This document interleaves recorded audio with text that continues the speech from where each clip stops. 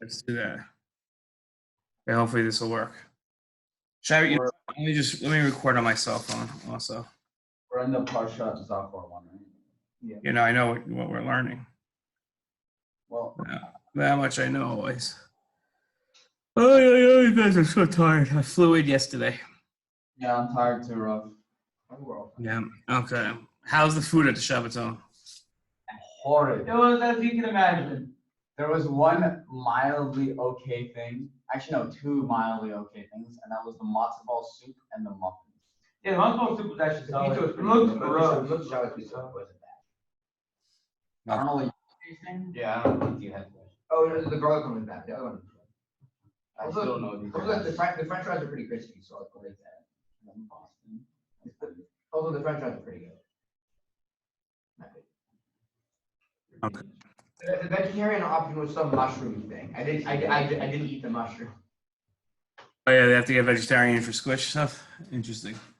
Okay. Here we go, guys. You ready? Okay. So we're learning Parshat Zachor. I have a feeling most of you are not don't have Microcomas open or no pages open because you're way too focused on your computers, and it's we have started. What if I do have to open my computer? Yeah. Okay, here we go. You ready? Okay, so we have like this. We have the Shulchan Aruch that says as follows: Parshat Zachor. Those who say Parshat Zachor and Parshat Parah are chayav through midaraisa. You should know, by the way, that the reason why we're not focused on this, the reason why Parshat Parah people say is daraisa, it's based on a Tosfos, and the Tosfos is a misprint. There's no actual makor for Parshas Parah being midaraisa. So there's a misprint in Tosfos that the Shulchan Aruch took to be real, and the Shulchan Aruch wrote that there are those that hold that Parshas Parah is daraisa. Parshas Parah for sure not daraisa. Pretty fascinating, right? So basically, our whole thing is based off of a bunch of misunderstandings. No, that's just Parshas Parah. Parshas Zachor is for sure daraisa. But no, isn't like the Rambam also misunderstood, but we still follow the misunderstood opinion of the Rambam? Not that I know. No, that's the whole point. Our Soloveitchik said the reason why we do that is because there are other Rishonim that hold of the Svara, not because of the Rambam. That was the whole point. It wouldn't make any sense to hold of a Svara that's based on a misprint, right? But it's interesting because when you look at this, you're like, okay, why would Parshat Zachor make sense to say is daraisa? Because there's a pasuk that says that you shouldn't forget Parshat Zachor, but you shouldn't forget Amalek. Yeah. Parshat Parah seems a little strange, right? Why would Parshat Parah be daraisa? So then it turns out that it's very hard to come up with a svara as to why, because there's not really a daraisa on it. Rob, how long are you in the United States? What? How long are you in the United States of America? 13 days, starting yesterday. Oh, okay. Well, my birthday's on Thursday if you want to come to Atlanta for a day. I appreciate the offer. Thank you. And happy birthday. I don't think I'm going to make it, though. Bro, I'll personally pay for your fuego if you come right now. Thank you. It's not going to happen, but I appreciate the offer. Okay. Okay. Greg, you don't want to come up with me at 7 a.m. on Spirit to Baltimore? Yeah. You're going to Baltimore? Yeah. Spirit Airlines? Yeah, but you land the same time. No, but you land the same time we do, right? I probably land about If 9 you land in Baltimore. I probably land at about 9 a.m. Yeah. I think we land at 10:30 a.m., so that's fine. Okay. Spirit, I was wondering why they sent you to Baltimore, but then I realized we're also going there. That's why. Wait, so how do I get from Baltimore to D.C.? No, we're going to have a bus. We have a bus for the whole group. It's the whole group together. Spirit. We're all flying from Florida, and you're flying from Atlanta. But everybody's flying to Baltimore? Yeah, that's the point. Oh. That's why we sent you to Baltimore. Oh. As opposed to D.C. Okay, you ready? Do that. What? I think everybody to Baltimore. Why are we going to Baltimore? Because it's not easy buying 60 seats on an airplane. Yeah. From Baltimore was easier to get to. There's more. I don't know. There's somebody in the office here that does it, and I don't, this is only so much I can handle on my plate at once, and that's why we have other people that do other jobs, so they do it. Okay. You ready? Yeah. I just go where they told me. Okay, so they say it's chayav midaraisa to read Parshat Zachor. Okay, So therefore, if you don't normally have a minyan on Shabbos, so you should make sure to be at a minyan in here, krias HaTorah midaraisa. Okay, that's the idea. Okay, Gavi and Michal, let's go. Pay attention. I'm telling you guys, I'm like one step away from telling you guys you can't use computers anymore in Shiur. Okay, the Mishna Berurah says as follows. It says that the Chassid Zachor Asher Salach Amalek. We read in the Gemara the Havi Zachor Hainu B'Amira Mitoch Sefer Dafka. So what does it mean to fulfill the mitzvah of Zechiras Amalek? Right. So what's another example of a Zechira in the Torah? A what? A Zechira, like where Torah tells us to be Zach or something. Oh, Zachor Shabbat. Shabbos, like Kiddush. Shabbos. Okay, so how do we fulfill Zachor Yom Shabbos Kacho? Kiddush. What? Okay, it's a verbal declaration, right? Very simple. All you have to do to fulfill the daraisa. Now, the Rabbanan added in a coast, added in like you have to say this and that. But from a daraisa level on Shabbos, for Zachor Yom Shabbos Kacho, to fulfill that mitzvah, all you'd have to do is walk over to somebody. I don't even think you have to go to somebody and be like, today is Shabbos, and yesterday it wasn't. That's it. Rabbi Kiva Eger, and famous opinion, Rabbi Kiva Eger holds that if you're walking to shul on Friday afternoon, okay, and it's after Plaga Mincha, and you wish somebody a Shabbat Shalom, you've already accepted Shabbos by fulfilling the mitzvah of Zachor Yom Shabbos Kacho. That's enough. Just wishing somebody a good Shabbos or Shabbat Shalom. Okay, so. That women could be yotzieh on a mitzvah by lighting their Shabbos candles because they say Mahadik Meir Shel Shabbos. So like not. It's a good question. Probably, yeah, I guess so. It's definitely possible. But again, Midrabanan, we add in all these things. But my point is here. Why am I comparing Kiddush? Okay, what's the idea? Why am I comparing Kiddush? Max, look up here. Eitan, look up. Why am I comparing Kiddush to Zachor as Zechiras Amalek? Because they're both. How do I fulfill it? All I have to do is make a verbal declaration. So why can't it be when it comes to Zechiras Amalek? So all I have to do is once a year I get up and I'm like, okay, Zachor Asher Salach Amalek, Berachos Mitzrayim. That's it. I'm done. Instead, what does the Mishna Berurah say? Have to go and read it from the Torah. Amir B'Telcha Sefer. So I understand. So why is it that it has to be read from the Torah? I want everybody to be sensitive to the question I'm asking here. Do you guys see what I'm asking? How do I see it here? Right? I don't know how to do this. Hold on, let me see if I can balance my computer like this here. No, this is gonna fall for sure. Okay. Here we go. So here's, do you guys see my question here? Right? Why is it, right? Why is it that that when it comes to other zechiras in the Torah, where we're mitzvah and the zechira, why is it that there I just have to say something? But when it comes to Zechiras Amalek, all of a sudden it has to be out of Sefer Torah. Does everybody see my question? Yeah. Right? Okay. Now the answer, right? What's the answer? How are we going to approach an answer? I'm talking methodology here. Okay, I want you to think now. No one should be looking at the computers. You should be thinking. Where is the answer going to lie? What's the approach to come up with a good answer on this one? What am I going to try to explain here? Right? So our minds. What differentiates it from? What? What's the definition of a Zachor? Like, what does it mean to remember? Okay, good. Okay, so right, so you okay, good. So you can approach it by saying what is a zechira? Okay, that's a good approach. I think many people would take an approach and say, okay, what is it about Zechiras Amalek that's different? I want to avoid that. Okay, I want to look at mechanics here. What I want to do is I want to define the obligation and the mechanics of Zechiras Amalek. What exactly is the Zechira here? Okay, if I was going to tell you this Zechira is the following, as a what is it? Okay. I think the Rav is actually a kiyum of Talmud Torah. What? I think the Rav says it's actually a kiyum of Talmud Torah. Well, it's obviously a kiyum of Talmud Torah because you're saying words in the Torah. So that's finished. If it's limited to a kiyum of Talmud Torah, then you have a problem because Talmud Torah doesn't have to be out of a Sefer Torah. He says something like that. The Iker is Talmud Torah, and that's why women aren't high in it somehow. I don't know what that. I guess he's probably building on something. I don't know what that means. I don't see how this is how the ikar of Zechiras Amalek. Zechiras Amalek is its own chiyuv, right? It's its own. It's one of its own categories. It's its own 613.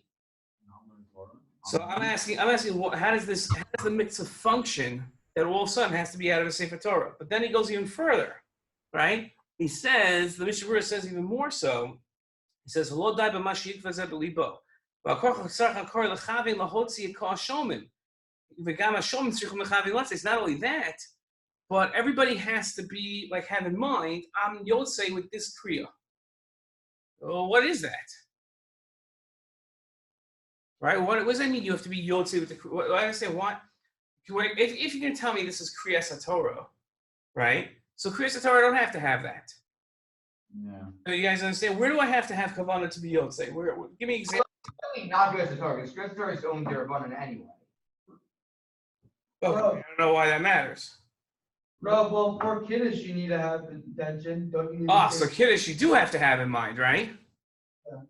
Okay, so now it seems like we're operating more on classic Zechira. Right? You guys following Eitan Max? I have your attention here. You guys following? You guys see the questions here? Right? So that's what I'm that's what's so strange about this. Okay? Right? That's the other thing. Now I want to juxtapose it. And the reason why I'm juxtaposing it with Shofar is because Shofar seems to operate much the same way. Right? Shofar, I had both the Baal Tokeya and the Shomim have to have in mind to be yotzieh, right? They both also require kavanah. Okay, you can't just like not realize that you're blowing shofar for the mitzvah. You can't be like blowing a tune on Rosh Hashanah afternoon and then be like, oh, I happened to blow shofar. I was yotzieh. I heard the shofar blast. Right? You have to have kavanah to fulfill the mitzvah and to be motzi everybody else. Okay. You guys see? We also said that Kias Shofar is also an Amira. That was a sugya last year. Is what? That Kias Shofar is an Amira. Oh, excellent. Very good. I'm impressed that you remember. Did you remember that or you looked that up? No, actually, Zach looked it up on from Eitan's notes. Ah, very impressive. Okay, so that's the approach we're going to take. Very, very impressive. Okay, good. Okay, great. Okay. Why is that not in the shiur right now? Because he's at What? But he usually I'd assume he's interviewing right now, otherwise he'd be. Well, no, I also told you guys. I said it's going to be based off of last year's Shofar. Yeah. Okay. That's Great. why. And- What? Exactly. Gabby was asking why Zach hasn't called in today. Oh, why he hasn't called in? I'm sure he's busy doing something now. That's what I was saying. I'd assume he's in Shiur right now, or in an interview right now. Yeah, I'm sure. Yeah, I don't think they just like go to YU and do nothing all day long. Okay. Then People go there do? what? Isn't that what most people who go there do? No. Especially not if they have like honors weekend and interviews. Okay. Then okay, so now going forward. Okay. Now we say that our last question was based on Berachos, right? Yeah. So we saw this interesting thing. We saw the Rambam seems to say that you don't have to have kavanah when you make a bracha, right? Or even to be yotzieh with somebody else. That you can merely just answer amen without kavanah, and you could be yotzieh. Now the Rambam himself said that that's not true. That's not what I meant, right? The Rambam says that you just answer amen, and I don't know if I want to repeat it because I said it with the guys that we were learning together inside the room. But for Eitan and Squish and the guys listening, like when they listen on the recording. So one more interesting thing is like this idea of the Rav comes up twice. Like the Rav's taking of this Rambam in the way the Rambam didn't intend for it to be taken. Right. Number one is when it comes to Hallel. So if the Chazan says the bracha of Hallel, right, and then everybody answers Amen. So then, according to this Svara, you already yotzieh at that point the bracha, and you wouldn't be able to make your own bracha. Right? So and that's the common custom. The common custom is the chazan starts off with a bracha, everyone answers amen, and then everyone makes their own bracha on Hallel. Right? So according to this, you wouldn't be, and the same thing is true in the regular way we say Sfiras Omer and Marav and Shul, right? What happens? The Rav of the Chazan says the bracha, right? Everyone answers Amen, and then what do? Right? And then they make the bracha. So, No, but but No, because once you say Amen, you no, you could don't really say easily anything. say that, but you can still have negative kavanah or anti-kavanah, whatever we call it. Yeah, it's called what? What are you talking about? Whatever. Yeah, no, it's. We call yeah, it. that's very shaky ground though. But why? To have anti kavanah is very, very shaky. No, but clearly, because the custom is that we say Amen and then start the bracha. Clearly, I'm intending to start the bracha, so I'm not intending for my Amen to count as Shemet Kohen. No, that's the whole point. That's the whole point of the Rav and the Rambam, is that you don't, that anti-kavanah, like, just unless you specifically thought to yourself, I'm not going to be yotzieh, That's anti-kavanah, not a lack simply of. answering Amen is enough to be yotzieh. No, that's what I'm saying. But I think that what we could say here that people have anti-kavanah, not a lack of kavanah, but they have an actual anti-kavanah or negative kavanah and say I'm not going to be yotzieh by this because they intend very clearly to make the bracha themselves. It has nothing. It doesn't matter what. If you say to yourself, I am not going to be yotzieh with this guy's bracha, then fine. But just the assumption that because I'm about to make my own bracha, I'm clearly not going to be yotzieh with that guy is not enough. But why not? We said no because what the Rav says, or I guess what the Rambam says, I don't know what one of them says is that what the Amen basically takes away the need. Because we say that what Amen does, and this was kind of a separate story that we have that maybe isn't even so much of a sorrow, but it's that the Amen makes makes the person like the Mevarech because it means that whether he has kavanah yotzieh or not, he still is yotzieh. But that's because we're saying that Amen indicates that you want to be yotzieh by it. But if you also have an indication in your mind that you don't want to be yotzieh. No. That's the whole point. That's the whole point. Listen clearly. Okay? Listen clearly. Max, look up. Stop playing on the computer. You ready? Listen to the idea here. Okay? The idea is that according to this theory in the Rambam, which again the Rambam disavows, but according to the theory in the Rambam, simply answering Amen makes you yotzieh. Yeah, because Amen serves as an indicator to show that you have kavanah. No. That's the point. It's not an indicator of anything. It's that. It is the thing that makes you yotzieh. Exactly. It's not an indicator of kavanah. You don't need kavanah. Wait, but you also don't need to say Amen to be Because yotzieh. it makes you like the Mevarech, because the Mevarech also doesn't need kavanah, as like he says at bracha. That's what it means. Look at the Rambam's language here. I'm in source number 4. Okay, you hear a bracha from the beginning to the end. Right, and you have in mind to be yotzieh. Right, like I just said, even if you didn't answer Amen, that's if you had kavanah. If you had kavanah, you don't even have to answer Amen.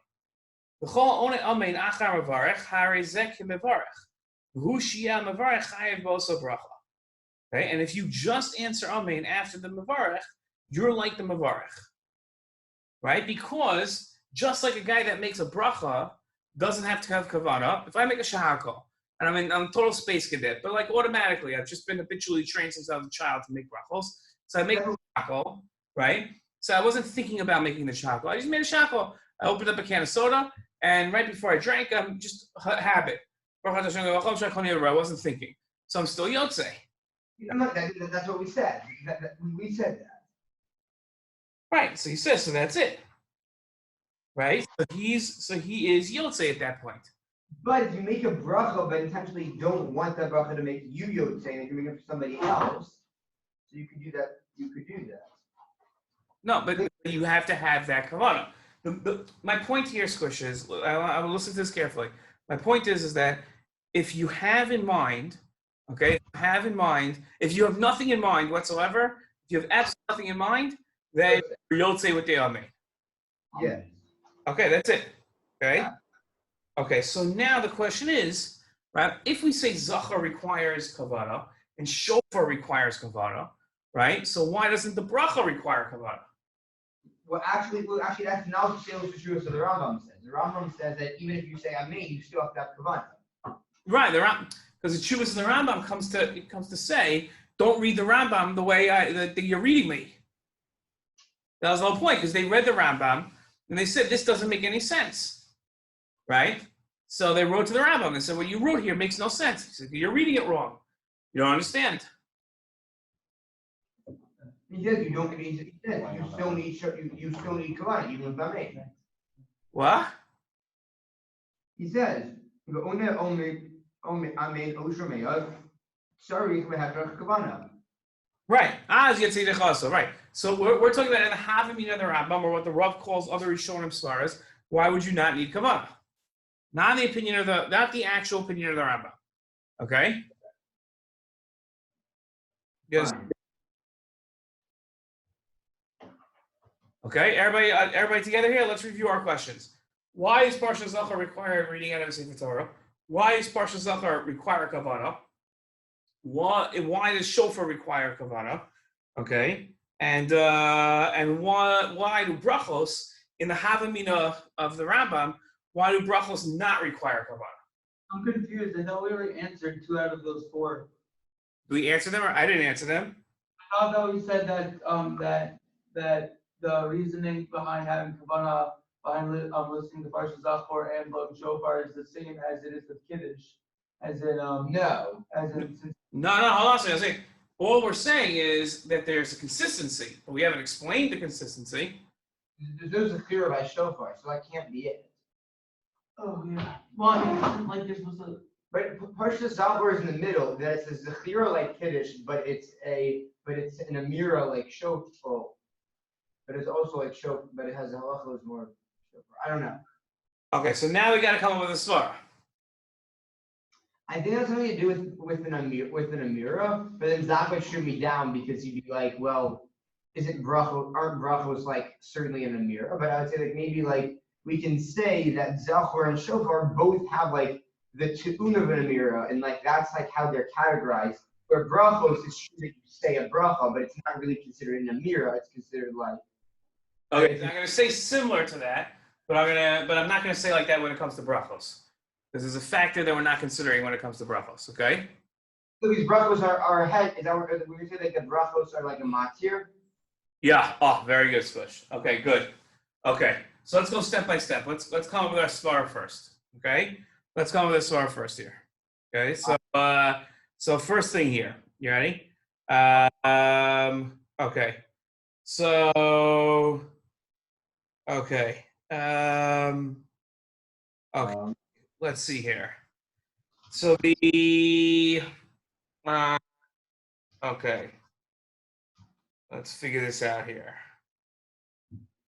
Okay. Okay. So here's our question. You ready?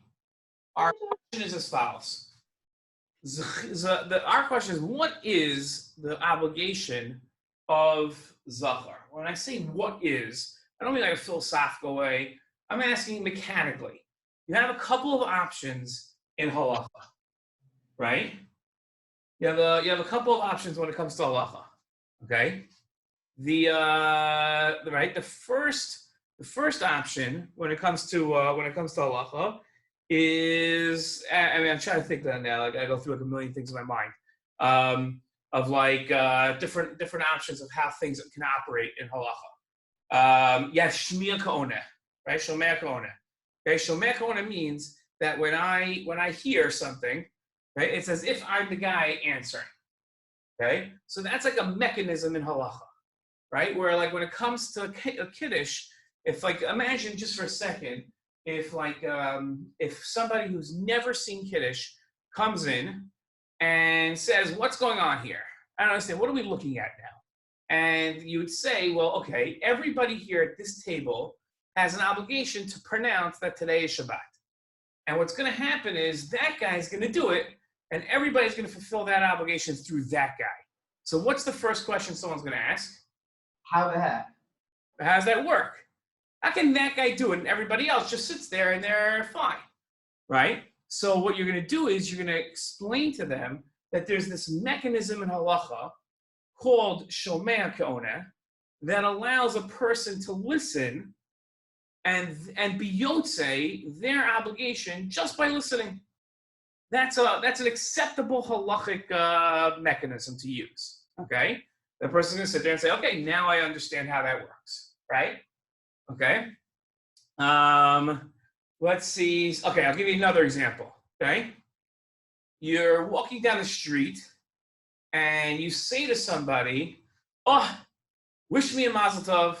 Right? He looks at his phone, he gets a text message, and he says, "Oh, wish me a mazel tov. I just got married." So the person's gonna be like, "What are you talking about?" You'd be like, "Well, there's this girl in Spain I love, and I really wanted to marry her. And she told me if I don't marry her by today, then she's going to start dating other people. And I really wanted to marry her, but I couldn't get to Spain. So I have a friend in Barcelona, and he went and married her on my behalf, and I just got married." So you look at that and be like, "What? That's crazy. What are you talking about?" You're like, "Well, yeah, I appointed him my shliach." Yeah. And the mechanism in halacha called shlichus. So that guy was under the chuppah.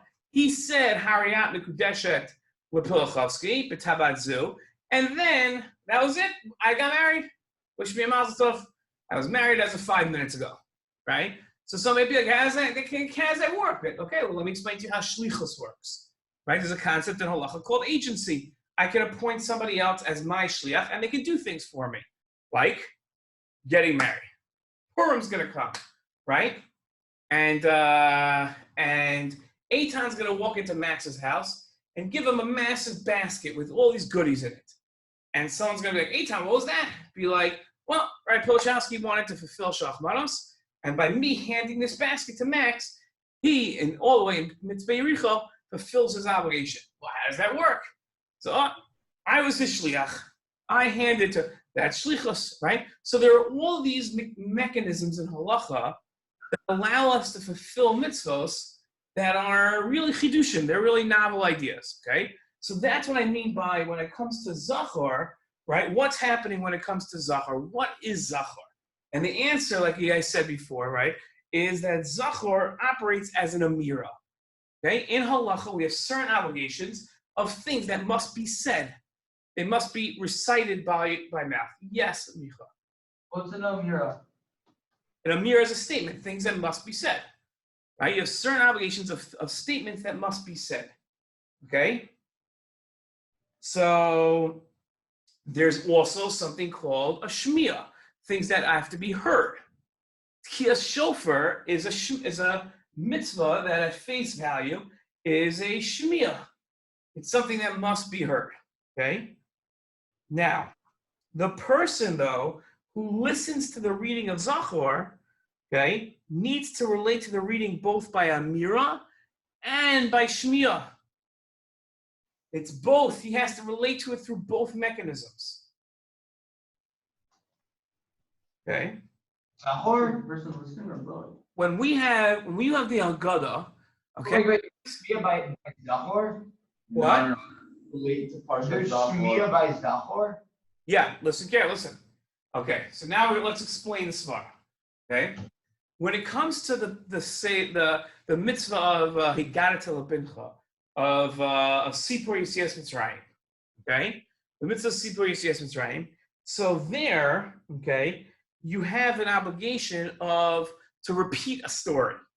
Really, the way that Haggadah works is one person recites it for everybody. Most of our families don't do this. We go around the table, whatever it is, but really the obligation is one person recites the Haggadah. There's a koreh, he recites for everybody. Okay, that's not what Zechiras Amalek is. Zechiras Amalek operates as a kriya, like krias HaTorah. It's an amira, okay? And that's why it has to be done outside of the Sefer Torah, right? It has to be out of a Sefer Torah. It can't be not outside of, but out of a Sefer Torah. It can't be done just as just a repetition of an idea. Okay? At the Seder, a guy could do the entire Seder out of Baal Peh. No problem. The point is the story itself. But Zechiras Amalek operates as a kriya. Okay?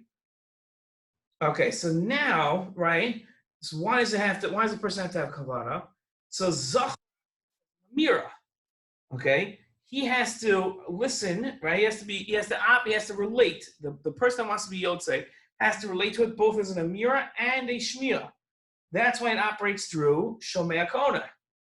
Okay? It's not like Berachos, which are a shevach. Okay? Berachos are a praise of God. When it comes to a praise of God, I don't need both the amira and the shmiya. The shmiya is enough. When it comes to Zachor, though, I have to relate to it as an amira and a shmiya. How do I do that? Through kavanah. By having kavanah, now I'm relating to it both as an amira, because I am like that guy, and I'm listening to the content, and that's a shmiya.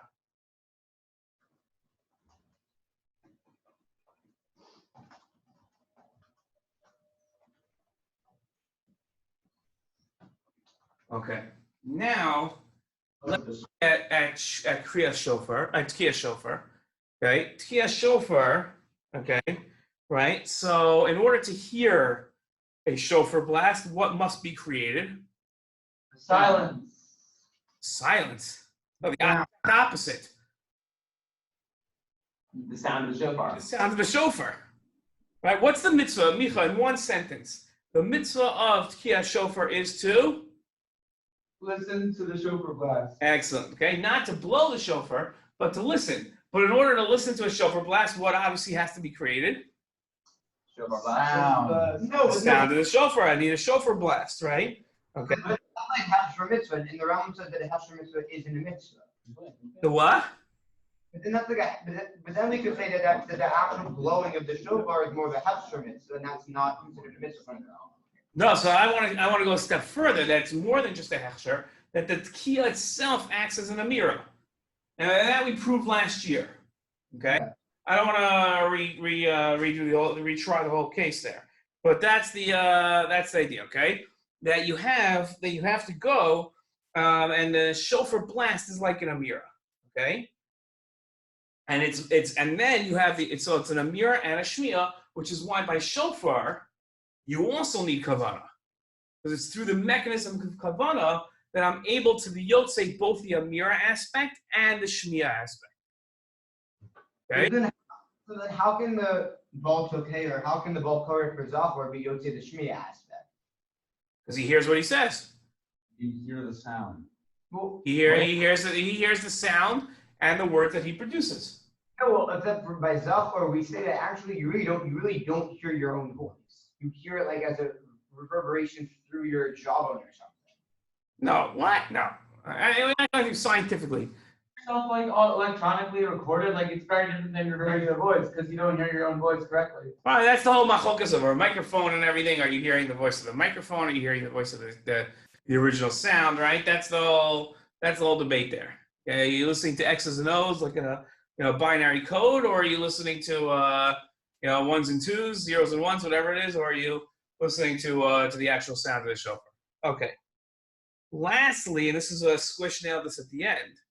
Okay, but based on what we've said so far, it would seem, and we do hold this way, right? In the end of the day, we hold this way, but it would seem that Berachos would require kavanah, because it requires an amira and a shmiya. If I'm going to be yotzieh with somebody else's bracha, right?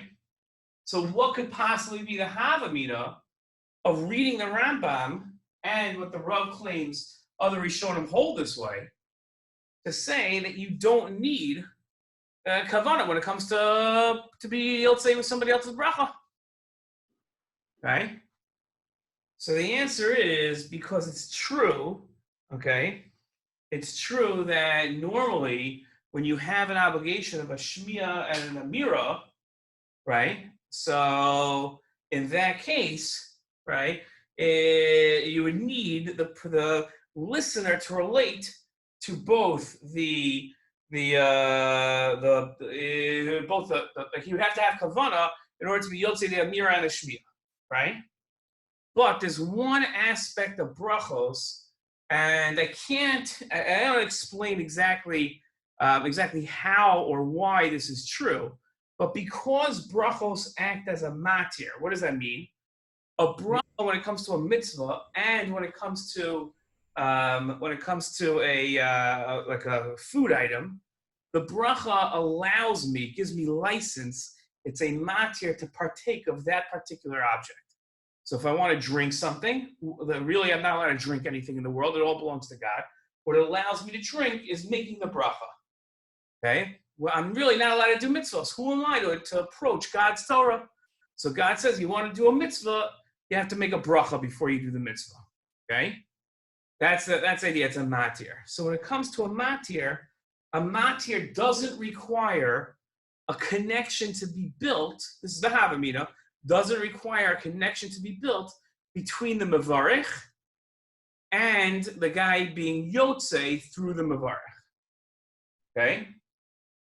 Simply answering amen is enough. I don't need the kavanah to draw the connection and to complete the connection between the two of them.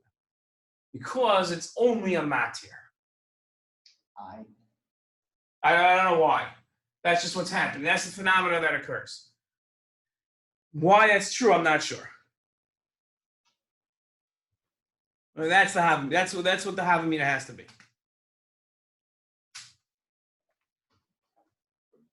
Okay? Mm-hmm. That, my friends, is the sugya. So this year, Parshat Zachor, which is in 2 weeks, right? Not now, but not this coming Shabbos, but in 2 Shabbosim. So when you go to Shul for Parshat Zachor, what you're able to now do is understand exactly how Zachor is operating. When they clap down on the bima and say everybody's got to pay attention and listen, right? So now you'll be able to say, okay, I get what I'm doing now. I understand what's happening. Squeeze. Well, so I think regarding this I believe that the Rav holds. So basically, I've been learning Harei Kedem on Purim for a while, so I have all these like Zachor related ideas and Megillah ideas, right? So I think the Rav says that Parshat Zachor, the person who has the Aliyah actually should not read along with the Balkari who's reading it out loud, because their reading isn't the one that's being like broadcast to the tzibor, but then but by saying it, they're having actually a hefsek between being able to hear it from the Balkari. I've never heard that. Where does the Rav say that? Harei Kedem. Okay, I wonder if I can get, maybe I'm going to someone's house tonight that might have it. Okay, I'll look. Okay, I'll look that up. Actually, I can email you a PDF that I have. Oh, that'd be very helpful. I appreciate that. Okay, Micha? So we mentioned something before. Does all this kind of implies that I don't really need kavanah during regular Torah reading? Is that the case?